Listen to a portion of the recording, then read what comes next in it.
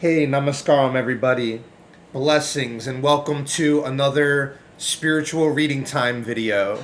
We're going to continue reading God is Divine Mother by Paramahansa Yogananda and Swami Kriyananda. We're on chapter 4, but before we hop into that, let's do a little Om chanting, shall we?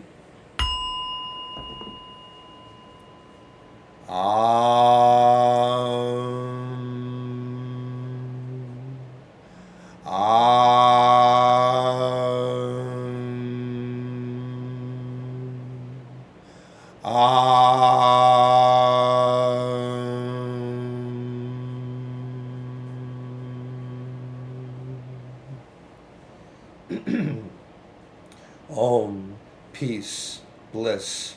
Amen. All right, you may be seated. Let's hop into it, shall we?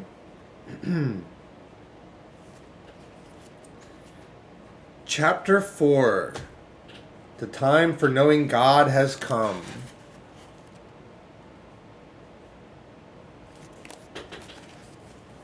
O Divine Mother, teach me to use the gift of thy love in my heart to love the members of my family more than myself. Bless me that I may love my neighbors still more than my family. Expand me so that I love my country more than my neighbors, and that I love my world and all human brethren more than my country, neighbors, family, and myself. Lastly, teach me to love thee more than anything else, for it is thy love with which I love everything. Without thee, I cannot love anybody or anything. Wow. Balancing masculine and feminine energies. When it comes to looking at the heights to which we can aspire, I think that the mother aspect of God is not only beautiful and inspiring, but I would go so far as to say that it is essential at this time in our evolution. Our whole society has become too bound hand and foot with reason. It needs more feeling and love. The thought that you understand a thing by not feeling, that you're being scientific and facing the truth if you're cold, is wrong. You don't face truth that way, because truth itself is love. In the world today, there is an imbalance in favor of masculine energy, too much logic and too little love, dependence on rules, but too little emphasis on mercy, stress on aggressive power and worldly importance, but too little on service and humility, although these have greater, though subtle, power, for they can influence people to want to change, and are more important also in the eyes of God. Women instinctively feel the need for correcting this imbalance. Alas, too many of them try to cast themselves in a masculine mold. They try to prove that they can be just as competent, intelligent, and able to win victory's laurels as any man. Well, why not? Of course they can. They already are quite as competent and quite as intelligent, more so, indeed, in their own way. They are also quite as capable of winning their own laurels. Of what use then to them the laurels of a victory many of them don't even really want? They need only to approach life situations in their own way rather than as men do. In the nature of things, most are not likely ever to be as good at men as men themselves are. In trying to be so, they miss their own calling. Far worse, society finds itself thrown into confusion. A mere glance at the pages of popular fashion magazines show the self-image a growing number of women are trying to project. Women? They look more like panthers. The interrelationship between the sexes has become, all too often, not one of love or of mutual support and appreciation, but of ceaseless competition.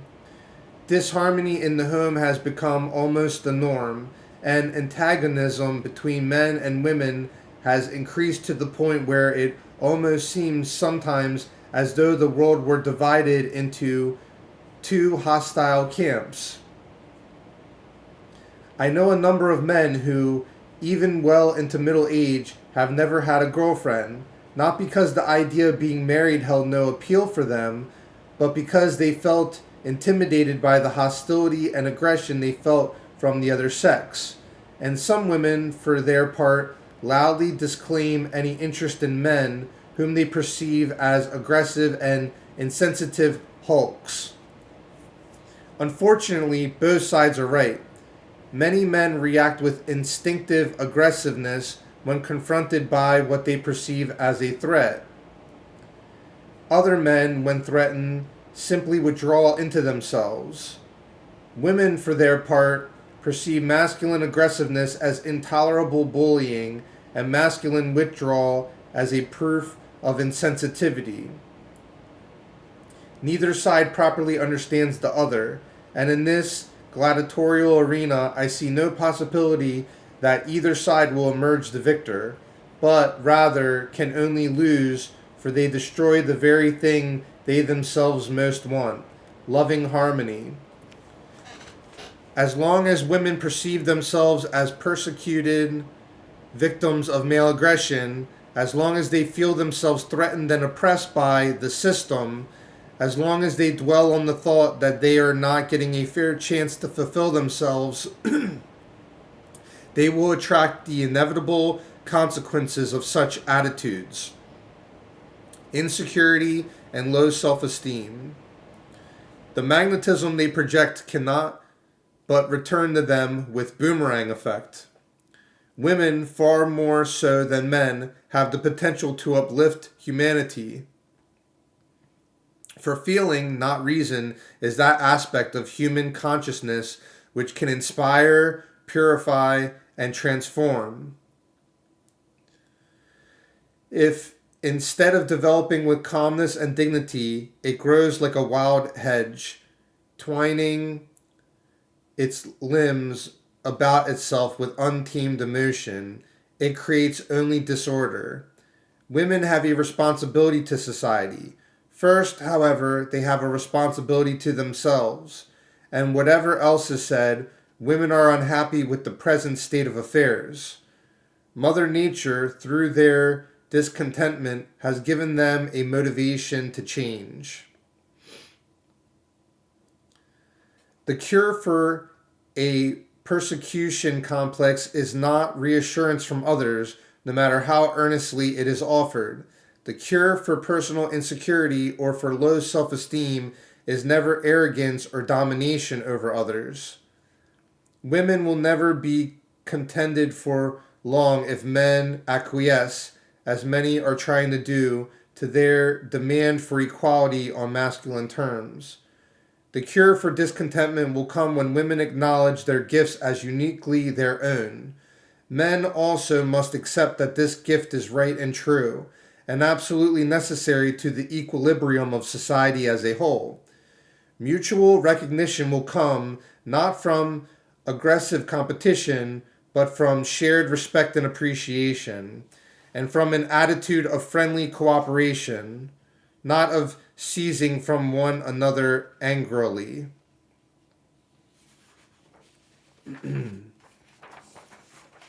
The age of energy.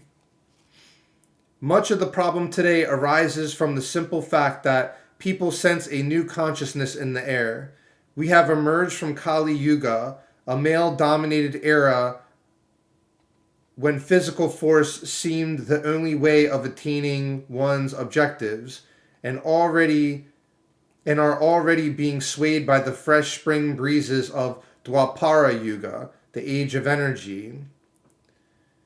There will be increasing awareness of the need for feminine inwardness as a balance to masculine outwardness, for inner inspiration as a balance to outward conquest,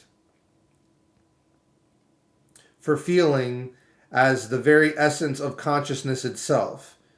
In the struggle to adapt to these changes, It will be increasingly necessary to distinguish between calm feeling, which is intuitive, and the disruptive feelings of raw emotion. There is a need now today to recognize the importance of inner peace as the soil in which alone the plant of true happiness can flourish. Will it take a global war to bring humanity to this recognition? One devoutly hopes not. What we need is love. The Divine Mother is that aspect of God which the planet most needs today. We need to bring love back again, unconditional, trusting, self-giving love, a love that asks nothing in return, but that gives of itself generously, freely, and forever. Such, surely, more than any other human feeling, is mother love. The concept of Divine Mother. In our culture today, we don't have much awareness of the mother aspect. The Divine Mother is a constant concept that can change the world in a way that is desperately needed. Worship of the Divine Mother, human-like in a sense, but also formless and infinite, can inspire sweetness once again in the human heart. It can bring humanity back to that vitality needed balance without which the world already invites its own destruction. Women will have an important role to play in this transformation process. If a woman's self-image is one of uplifted inwardness and queenly serenity rather than aggressive competitor, she blesses not only society as a whole, but her spouse, her children, and above all, herself. Indeed, the success or failure of the human race has always depended far more on women than on men. The future will be determined not by inventions and intellectual discoveries, but by love, kindness, fellow feeling, and by turning within for our inspiration in everything we do. All right, that's chapter 4. I really appreciate you guys joining me again today. I bow before you all.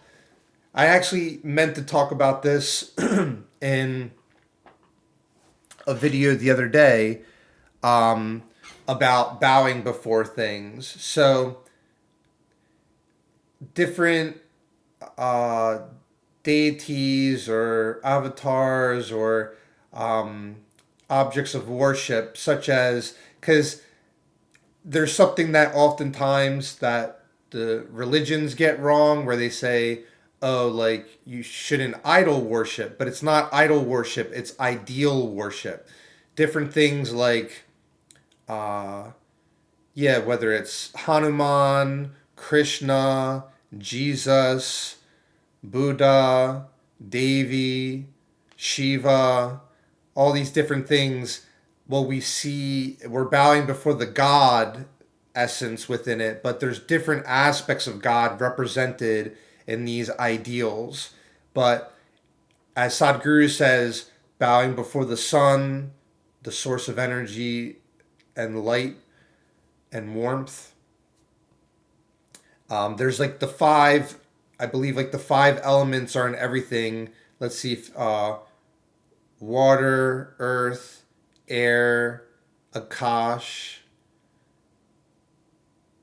and is it ether? Let me see.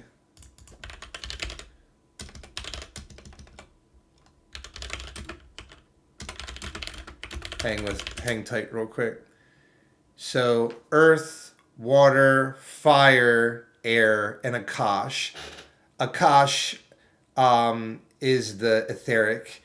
So earth, solid structure, water, fluidity, memory, fire, metabolism, energy, air, which is movement, and Akash, etheric space intelligence.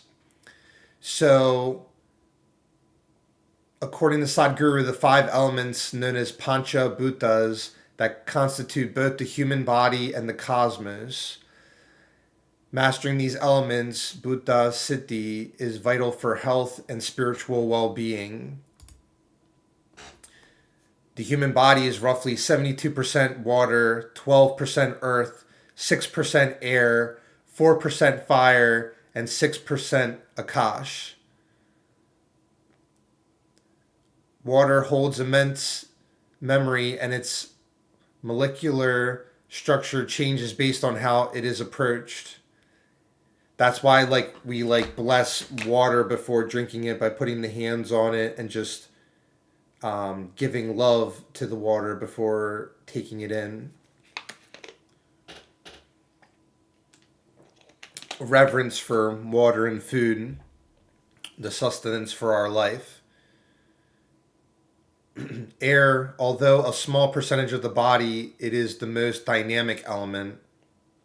Akash, and it says Akasha, but yeah, Akasha, the most mysterious and expansive element. Increasing access to this space expands intelligence and perception.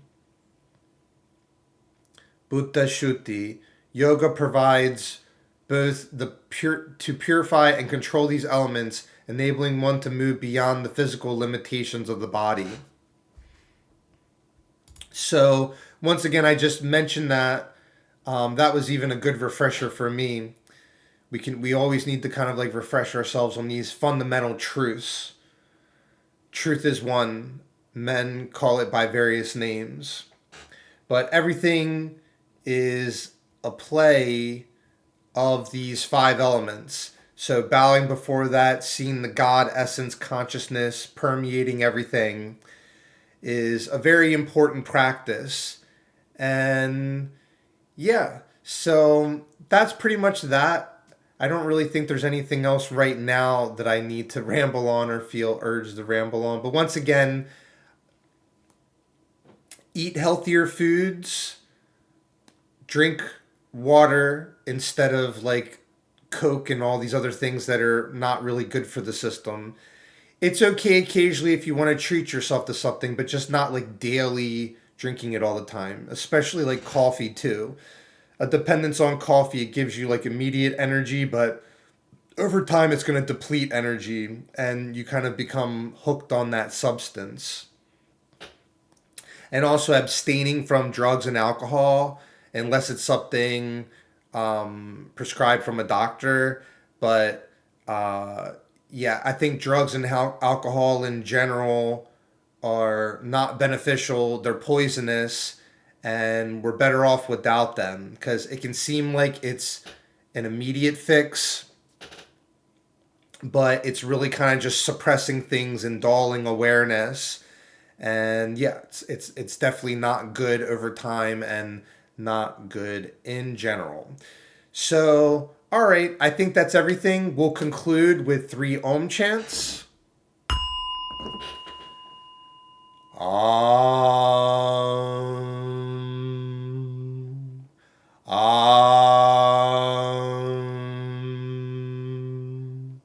Om.